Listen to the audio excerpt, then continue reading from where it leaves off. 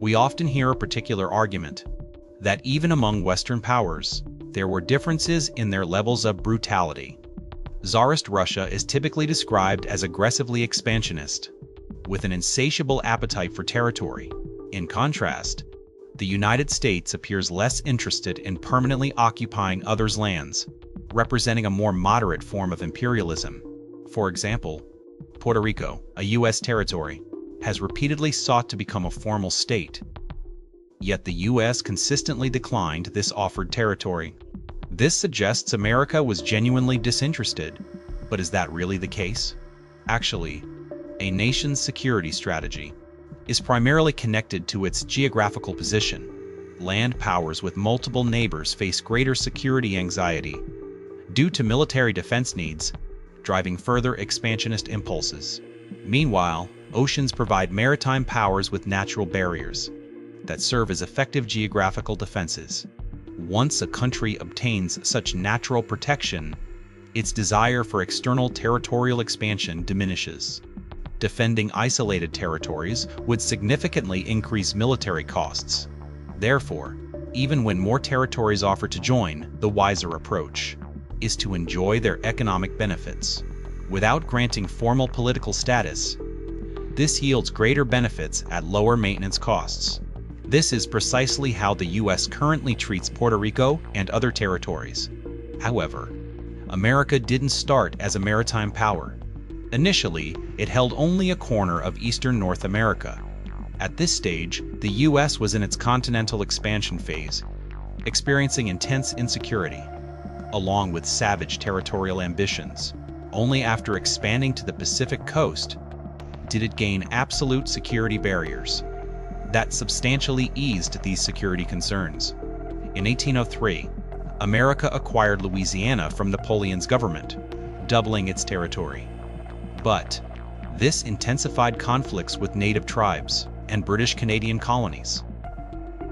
Driven by persistent security, anxieties, and territorial ambitions, the U.S. even risked confrontation by declaring war on the era's strongest empire. This reckless decision resulted in what remains America's greatest humiliation in history: the burning of the White House. Britain was among the earliest European nations to colonize North America. The arrival of the British brought devastating calamity to the indigenous peoples who had inhabited this continent for millennia.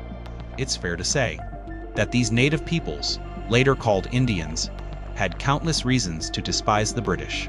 However, as the 13 colonies developed growing self-awareness and became an independent nation with its own cultural identity, Native American hatred toward Britain quickly fell to second place. Facing greedy and brutal Americans, the Indians reluctantly held their noses and allied with their former enemies, forming a defensive pact with the British.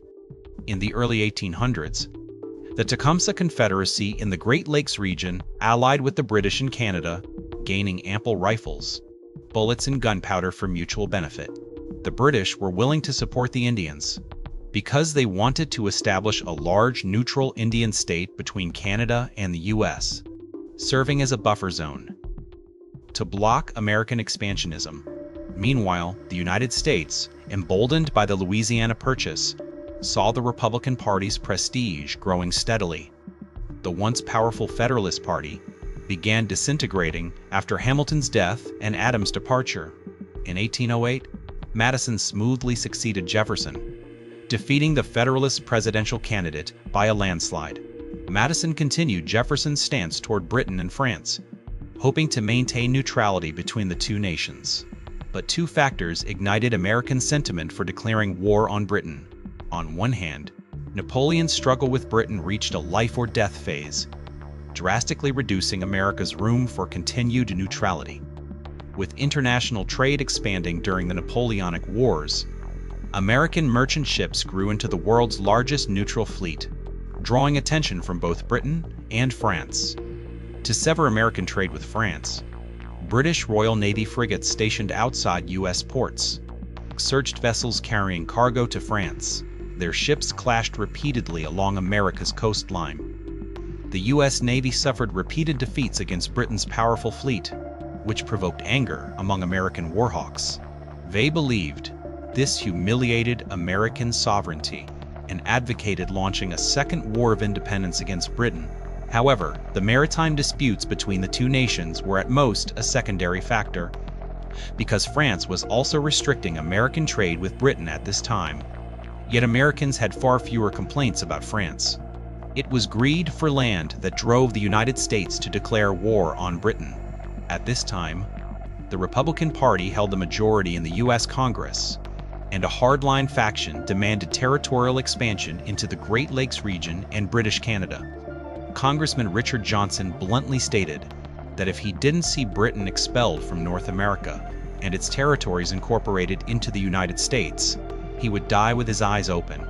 Meanwhile, only by completely driving Britain out of North America and cutting off their support to the Native Americans could the United States secure its western territories. Furthermore, they viewed the occupation of the entire North American continent as America's manifest destiny, actively urging Madison to launch a holy war to unite the United States and Canada. At this point, many American leaders, including Madison, also misjudged the international situation, believing Britain would remain bogged down in Napoleon's wars, and that America could easily capture Canada. On June 1, 1812, President Madison delivered a speech to Congress denouncing British oppression of the United States. After the speech, Congress quickly voted to declare war on Britain. This was the first time the United States had formally declared war on another nation. Americans optimistically believed the war would end quickly, that Canadian colonists living under British oppression would welcome American troops as liberators. U.S. commanders even issued proclamations to Canadian colonists and militia before the war began, promising to save them from the British crown. However, America soon discovered everything was spiraling out of control. This was a war for which neither Britain nor America was prepared. In 1812, the Napoleonic Empire was at its peak, enforcing the continental system against the British Empire and launching an offensive against the final threat on the European continent, the Russian Empire.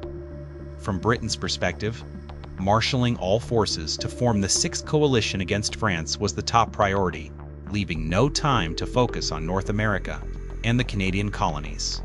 The United States was not only unprepared, but also severely underestimated their opponent's will and capacity to resist, thus devising an overly bold offensive strategy. In 1812, the United States had fewer than 12,000 regular troops, although Congress authorized expanding the army to 35,000 men. These temporarily recruited militiamen were reluctant to fight abroad and lacked experienced officers. Despite the manpower shortage, Madison still ordered a three-pronged invasion to sweep through Canada. On the Western Front, General William Hull led American forces across the Detroit River into Ontario. Hull issued a proclamation, ordering all British subjects to surrender voluntarily and threatening to kill any British soldier who dared oppose the United States. However, the American forces encountered unexpectedly fierce resistance. They were forced to retreat back to the American side and fortify themselves at Fort Detroit.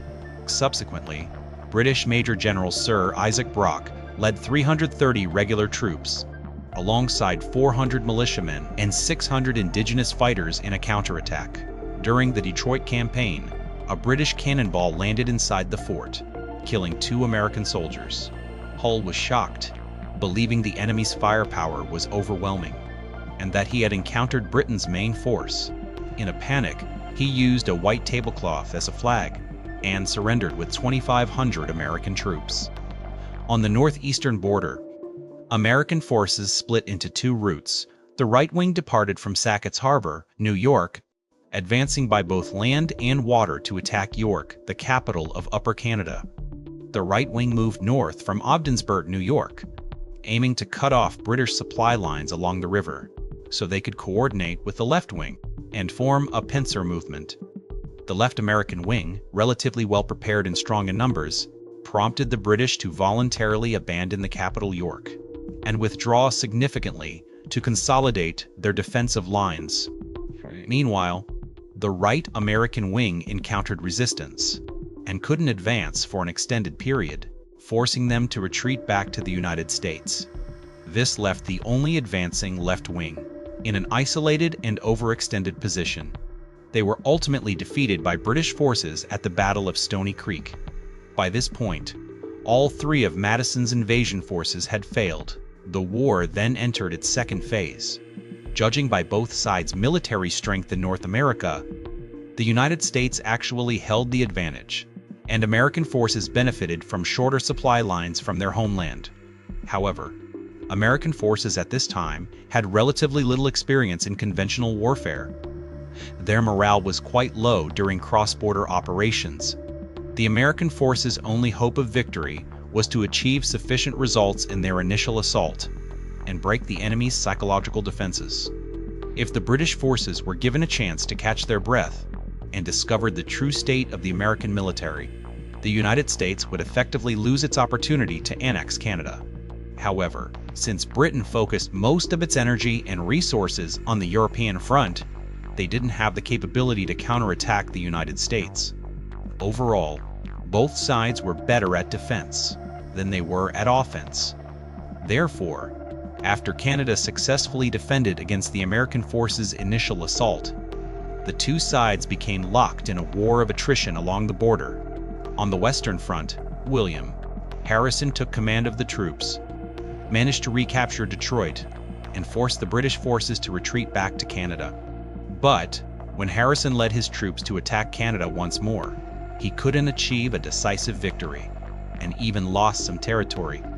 The situation on the northeastern border was similar to the Western Front, with the American forces launching a second offensive, where both sides exchanged victories and defeats, and neither could completely defeat the other. However, for the British forces, a military stalemate on the battlefield meant a strategic victory. In April 1814, the outcome in Europe was decided when Napoleon announced his abdication, allowing Britain to finally focus on the North American situation. So, on one hand, the Royal Navy intensified its blockade of the American coast, further paralyzing the American economy. On the other hand, 4 commanders under General Wellington led 15,000 troops to the North American front. By this point, the outcome of the war was no longer in doubt. The United States was about to pay a heavy price for its greed. In February 1814, Britain's Field Marshal Wellington led the Anglo-Allied forces into southern France, marking the complete failure of Napoleon's goal to conquer the Iberian Peninsula. Moreover, once the gates to southern France were breached, the collapse of the French Empire drew even closer. Early on the 27th, Marshal Wellington dispatched a brigade to conduct a probing landing against the French forces, but they encountered fierce resistance. Brigade Commander Robert Ross was wounded and forced to return to the rear for recovery. When Robert Ross recovered and returned to duty, the war with France had already ended, and a new mission was assigned to him. In August 1814, Ross appeared as a major general off the coast of Maryland, commanding all British forces along the East Coast. His mission was originally to destroy nearby American fleets and conduct raids on coastal towns. While covering operations in Canada, he landed at Benedict, Maryland with 3,500 soldiers and 1,000 Marines, and effortlessly swept through nearby towns upriver, until Ross's troops discovered a more valuable target even Ross himself couldn't have imagined. That Washington, D.C. could be captured so effortlessly, President Madison and all government officials and troops had fled the city, while the British were clearing other towns. Although Washington, D.C. was the American capital, it was still relatively undeveloped at the time, and its economic value paled compared to nearby Baltimore, a wealthy merchant hub. So American forces focused their defense there. In retaliation for the American sack of York, Upper Canada's capital, British troops burned the Capitol and White House. Faced with harsh reality, Americans finally regained their senses and recognized that this was a war they couldn't win. Both sides began peace talks, and the border between the US and Canada largely returned to pre-war status. Apart from seizing parts of Florida from Spain during the chaos, America gained almost no tangible benefits from the war. However, contrary to what one might expect, President Madison not only didn't lose his position, but actually gained significant prestige from the war. Because near the war's end, several symbolic events occurred. First, British forces were repelled attacking heavily defended Baltimore, and Major General Robert Ross, who ordered the White House burning, was killed by a bullet. Second, American forces defended against British attacks at New Orleans. And Americans portrayed this as defeating opponents even Napoleon couldn't conquer, ultimately forcing the British to seek peace. Therefore, America achieved victory in the Second War of Independence. Riding on the victory's prestige, Madison successfully won re-election, while the Federalists, as a political organization, saw their influence further decline, reaching the brink of collapse. Moreover, the Federalists' ideological principles were essentially inherited by the Republicans. This war profoundly transformed America in several key aspects. First, President Madison recognized the importance of wartime fundraising, proposing to re-establish a national bank and create an agency to regulate U.S. currency. He also advocated for increased Army and Navy spending, implementing tariffs to protect American goods from foreign competition, and authorizing federal funding for infrastructure, like roads and canals. These were precisely the policies championed by the prominent Federalist Hamilton, with some measures being even more radical. Some Republicans thus called Madison a Hamiltonian who surpassed Hamilton himself. In 1812, the war acted as a crucible that forged the U.S. federal government into a more centralized and larger institution, while renewed conflict with the British ignited American nationalist sentiment. From then on, Americans developed stronger identification with their nation and identity. Truly distinguishing themselves from Europeans, they began genuinely believing they were on a different path from Europeans, viewing this new continent as their manifest destiny. Thus, a hybrid ideology blending American hegemony and isolationism emerged, defining America's developmental course for the next 2 centuries. Its formal name became the Monroe Doctrine,